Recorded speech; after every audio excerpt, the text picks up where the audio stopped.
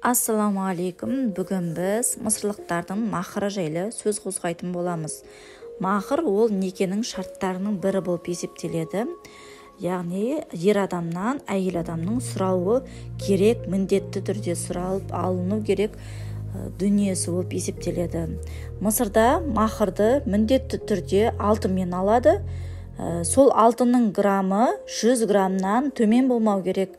100 граммнан асу керек. Және де қосымша 8000 геней алады. 8000 геней біздің қазақша аударғанда 208 000 теңге болып есептеледі.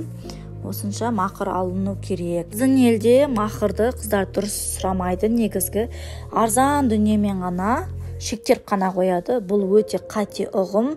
Махырдың үкімі бойынша жолдасыңыз қайтыс болған жағдайда яки жоғалып кеткен жағдайда махыр сізді асырауы керек бірнеше жыл ішінде.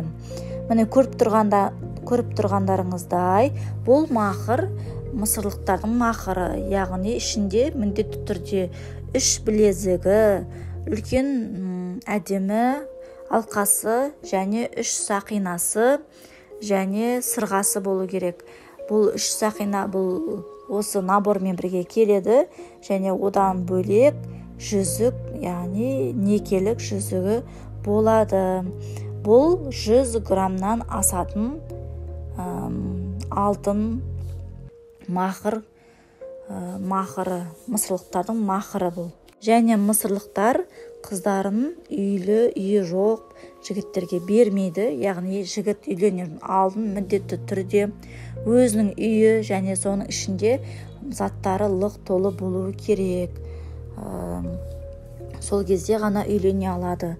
Және де Мысырда маған ұнап қалған жағдайы, Мысырда мысалы хитба болады ғой, яғни көрісу, ер бала мен қыздың көрісуі өзінің ата-анасының көзінше болады. Яғни қыздың ата-анасы, қыз өзінің үйінде отырады, қыздың ата-анасы сол үйде жүреді. Жігіт емін-еркін келіп, сол үйге кіріп, қызбен ата-анасының көзінше сөйлесіп, хал жағдайын сұрасып, сосын барып үйіне кетеді. Мысырлықтарда жеке дара кездесу деген мүлдем болмайды.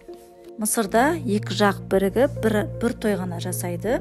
Және олардың қыз жасаулары тек қана кухня набормен және киім-кешегі қыздың. Сол ғана қыздың жасауы болып есептеледі. Сонымен біздің видеомыз соңына жетті. Бізбен бірге болыңыздар. Алда қызықты жайттар түсіретін боламыз.